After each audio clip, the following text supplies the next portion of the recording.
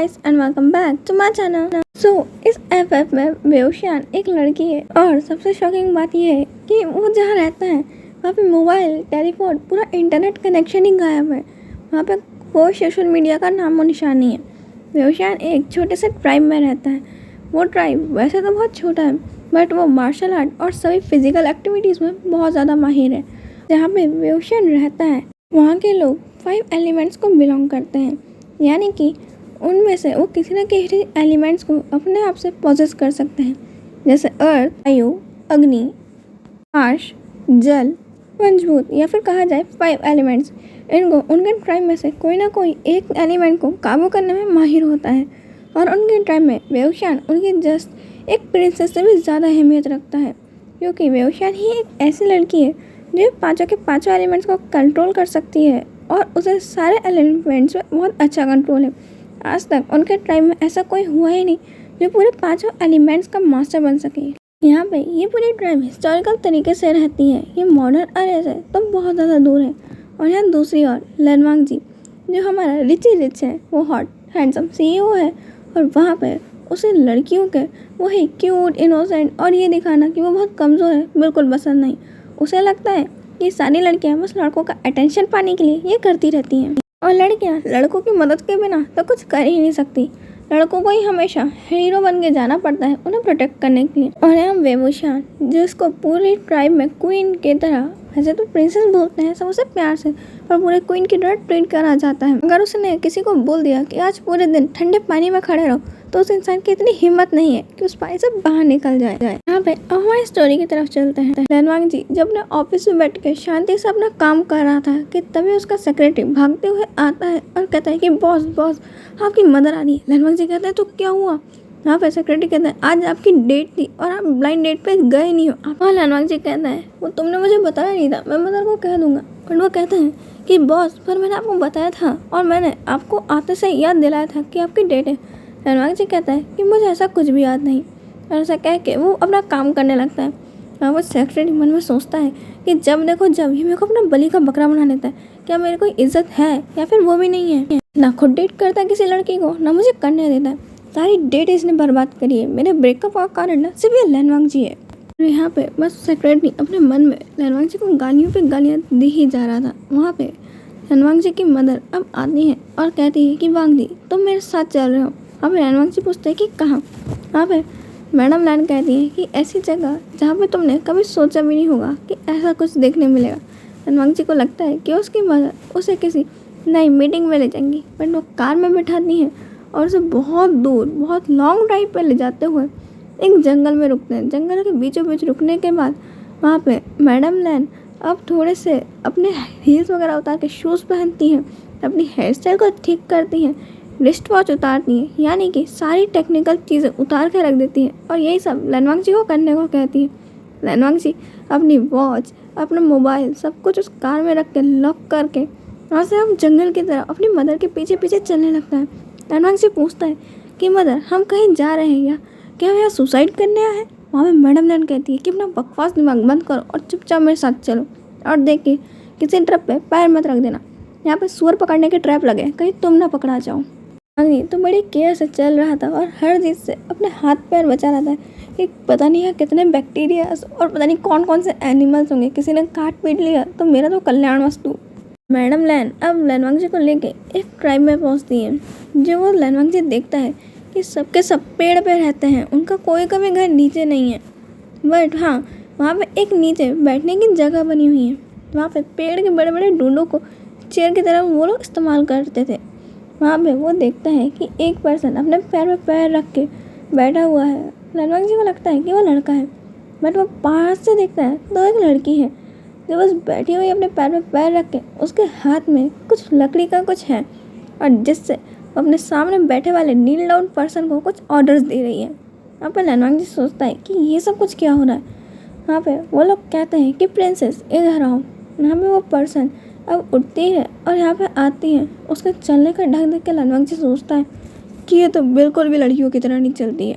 वहाँ पे बेओशियान पूरे लड़कों की तरह चलते हुए आ रही थी और वो वहाँ से एक गाजर खा रही थी। पूर्व खाते आती है और कहती है कि जी अंकल कहिए कि मैं क्या कर सकती हूँ। वहाँ पे उसके अंकल कहते हैं ये देखो, ये है मैडम ने जिनके बारे में मैंने तुम्हें बताया था। यहाँ पे वेओशान अब जो उसने लकड़ी का पकड़ा हुआ था, जो भी सामान था, उसके अंदर से अपनी स्वॉर्ड बाहर निकालती है और अब स्वॉर्ड से कुछ मूव करती है और फिर अपनी स्वॉर्ड वापस अपने स्थान पे रखती है और कहती है कि आपसे मिलकर खुशी हुई।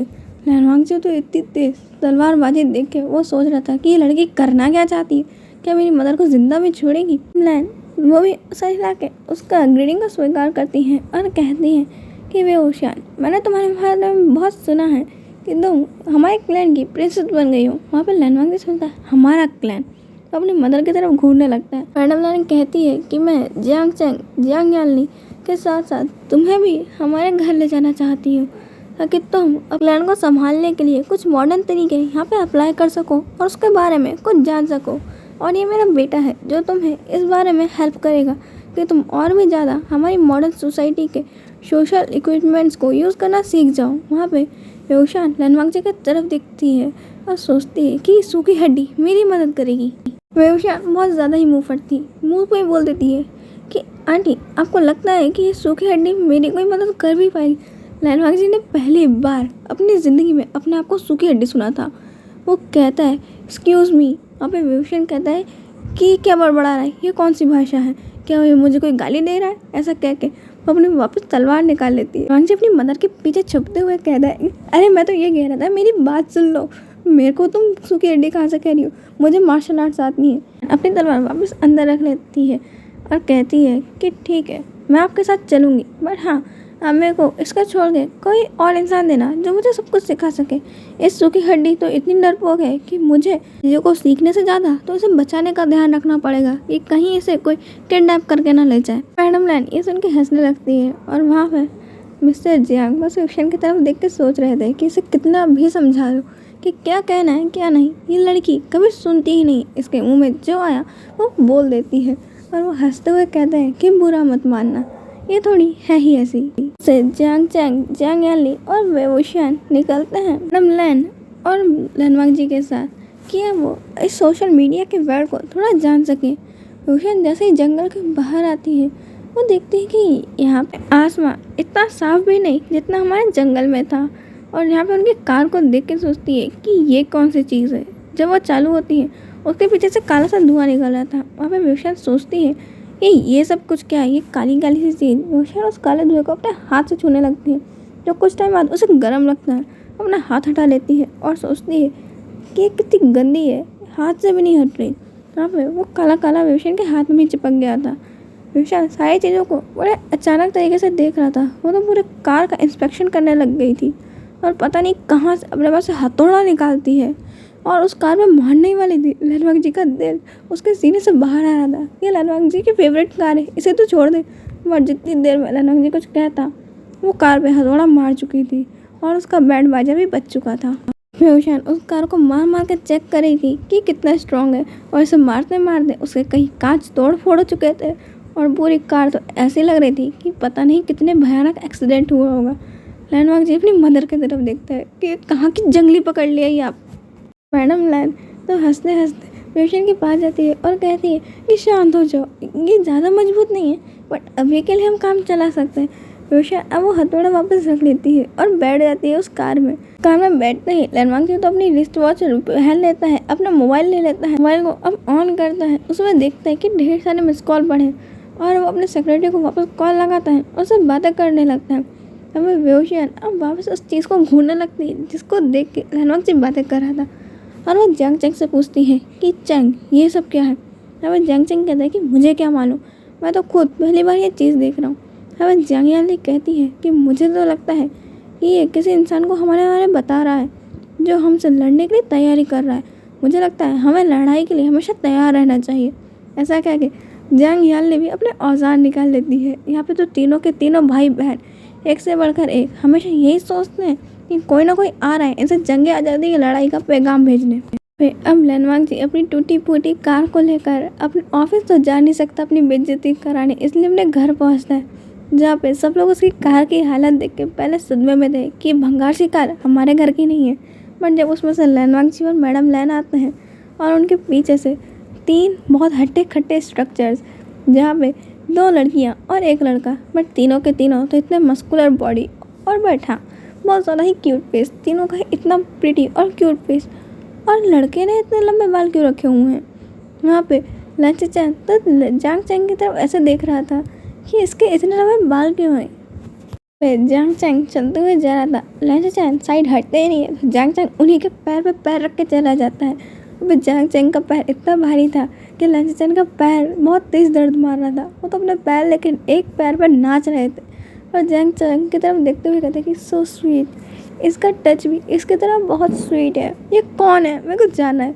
तो अपने मदर के पास पहुंच जाते हैं और कहते हैं कि मदर ये लोग कौन है। नमलैन बताती हैं कि ये उनके फ्रेंड के ट्राइब से हैं, यहाँ पे कुछ टाइम आए हैं सोशल मीडिया के बारे में सब कुछ सीखना है ताकि अपने ट्राइब में सारी चीज़ों को इनबिल्ड कर सके, क्योंकि ये इनका ट्राइब भी चाहता है कि ये अब मॉडर्न वर्ल्ड के साथ बदलते हुए समय के साथ अपने ट्राइब में भी कुछ नई चीज़ें लाएं। मैडम लैनवांग जी को कहती है कि जाओ इन सबको पूरा हाउस घुमा दो। लैनवांग जी कहते हैं कि नहीं, मुझे ऑफिस जाना है। और ऐसा कह के अब वो वहाँ से अपनी दूसरी कार लेकर चले जाते हैं। लैंस चैन कहता है कि कोई बात नहीं मदर, मैं घुमा देता हूँ। और वहाँ पे लैंस चैन अब उन तीनों को अपना पूरा बड़ा सा मेंशन घुमाने लगते हैं। वहाँ पे वो सोच रहे थे कि इतनी बंद जगह में कोई रह कैसे सकता है, यहाँ तो हवा भी नहीं आती है। वो सब के सब तो सोच रहे थे ये लोग अब तक मरे कैसे नहीं, मेरे को तो इतनी सी देर में ही घुटन होने लग गई। और वो बाहर जैसे ही टेरिस पे पहुँचते हैं, वो लोग आसमान देख के थोड़ी खुली सांस लेते, कुछ तो ढंग का देखने को मिला।